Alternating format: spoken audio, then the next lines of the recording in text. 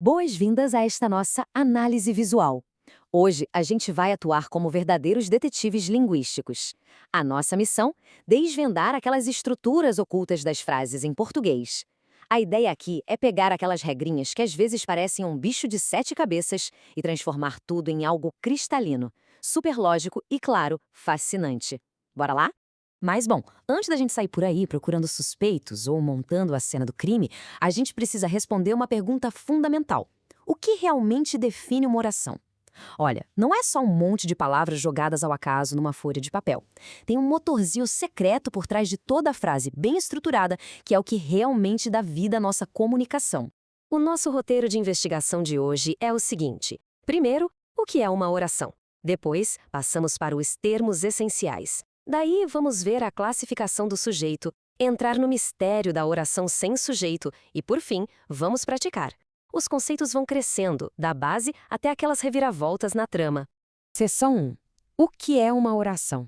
A fundação. Então, vamos mergulhar de cabeça. A regra de ouro, aquela principal mesmo, é essa aqui. Uma oração é qualquer enunciado que tenha um verbo ou uma noção verbal. O verbo é literalmente o coração pulsante da frase. Sem ele, sem chance, não tem oração. O que a gente tem é só uma frase nominal, tipo um simples bom dia. Então, a nossa primeiríssima tarefa como detetives é sempre, sempre procurar a ação. E isso nos leva brilhantemente ao nosso próximo ponto. Pensa na clássica tirinha do Agar, o horrível. O líder faz aquela pergunta longa e a multidão responde super empolgada com um monte de sim, sim, sim. Se a gente for contar as palavras, são várias, né? Mas como é que a gente descobre quantas orações de fato tem ali? A sacada é: a gente conta as noções verbais e não as palavras soltas. Uma noção verbal é igual a uma oração inteirinha, não importa o tamanho dela. Vamos ver como isso funciona na prática. Lembra daquela tirinha do micro-ondas, onde o garoto tenta criar uma aranha radioativa? A nossa missão aqui é achar em qual quadrinho o verbo realmente aparece. Lendo os balões de fala, é lá no último quadrinho que o verbo dá as caras, bem clarinho, na frase "certas coisas só funcionam nos gibis". Achamos o verbo funcionam, bingo, achamos a oração completa. Seção 2. Os termos essenciais, os atores e a ação. Agora a gente divide o nosso mundo gramatical em dois lados opostos, mas que se completam. De um lado, temos o sujeito. Ele é o elemento sobre o qual a gente declara algo, sabe? O quem ou o que está ali no centro do palco realizando ou sofrendo a ação. Do outro lado da moeda, temos o predicado. É ele que carrega toda a informação sobre esse sujeito. É a casa do verbo e da ação em si. Basicamente, formam aquela duplinha inseparável que dá sentido à maior parte do que a gente fala. E é muito legal notar como a gente pode brincar com o foco dessas estruturas no dia a dia. Olha só a primeira frase: Ive e Juliana são professoras. O sujeito tá ali, logo de cara, roubando a cena no início. Mas espia a segunda frase: caíram as chaves no chão. O predicado é quem entra com tudo primeiro, com a ação caíram, e o sujeito, as chaves, só aparece depois, quase como um elemento surpresa. Ou seja, a gente pode inverter a ordem, mas a relação íntima entre eles fica absolutamente intacta. Seção 3. Classificação do sujeito. A linha de suspeitos. Chegou a hora de conhecer o nosso elenco. Existem 4 formas principais de um sujeito aparecer ou de se esconder da gente.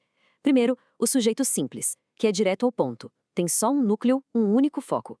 Segundo, o composto, que traz 2 ou mais núcleos dividindo os holofotes, tipo uma dupla de protagonistas. Terceiro, o elíptico ou oculto. Esse cara não está escrito com todas as letras na frase, mas ele deixa as digitais dele na terminação do verbo. E quarto, o indeterminado, que é quando a gente sabe que alguém fez alguma coisa, mas a identidade está de propósito escondida ou é totalmente desconhecida. É como ir do suspeito mais óbvio até o mais misterioso. E para dar boas risadas e ver como a teoria esbarra na prática, dá uma olhada nesse meme genial. Alguém pergunta: na frase, o povo está morrendo de calor, onde está o sujeito? E a resposta na lata? Em Teresina. Na vida real, a nossa interpretação cria essas piadas incríveis. Mas, colocando os óculos de detetive gramatical, o povo é o nosso sujeito simples.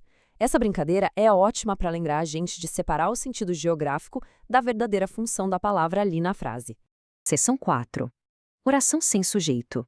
A reviravolta. Prepara o coração, porque agora vem a grande reviravolta. Às vezes, o verbo decide trabalhar de forma totalmente solitária. É a tal da oração sem sujeito, que é puxada pelos verbos impessoais. A gente tem 3 categorias onde isso é perfeitamente legal.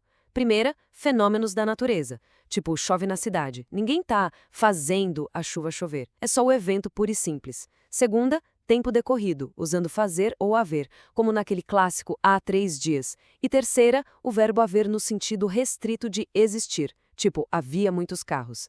Nesses casos super especiais, o predicado é dono da frase inteira de ponta a ponta. Mas calma lá, a gente precisa ter muito cuidado para não cair em armadilhas bobas. Uma frase como "a chuva faz bem para as plantas" tem um sujeito simples e super claro, que é a chuva. É totalmente diferente de usar o verbo impessoal no infinitivo, como chover durante a noite. Numa, a gente tem alguém ou algo agindo. Na outra, é um retrato puramente descritivo de um estado da natureza. Não dá para confundir as duas coisas de jeito nenhum. Seção 5. Vamos praticar o exame prático. Chegou a hora de colocar o nosso distintivo de detetive à prova. Vamos começar procurando pistas no primeiro quadrinho desta tirinha. O personagem tá ali com aquela cara de intrigado e solta uma pergunta bem simples. Formigas sabem ler? Bom, vamos desvendar esse mistério. Na primeira oração, formigas sabem ler? Quem é que domina a ação de saber? Formigas, claro. Então temos um sujeito simples ali na nossa cara. Mas presta bem atenção na resposta que vem logo depois. Acho que não. Para onde foi parar o sujeito do verbo acho? Ele está ali, quietinho, escondido debaixo da capa da conjugação. Só de olhar para a terminação em o, a gente já mata a charada de que a estrutura por trás é eu acho. É o exemplo perfeito de um sujeito elíptico, que a gente descobre só pela pista que o verbo deixou cair. E aqui está a nossa última peça de evidência para encerrarmos o caso de hoje. Vamos dar uma olhada na fala da personagem abrindo a porta. Colocaram uma cesta com gatinhos na minha porta. E aí, qual seria o diagnóstico estrutural para o sujeito do verbo colocaram? Repara que o verbo está flexionado lá na terceira pessoa do plural.